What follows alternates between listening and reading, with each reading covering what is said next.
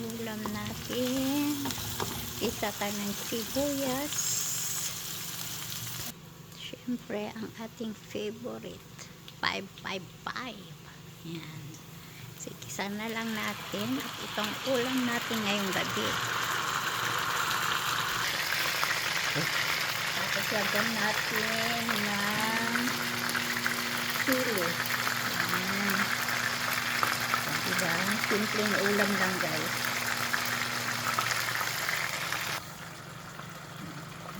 Lagyan natin ng asin. Action.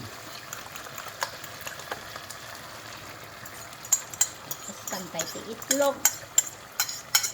No, naimas. Ayan. Simpleng ulam, sardinas at itlog, guys. Para ito na yung dinner natin.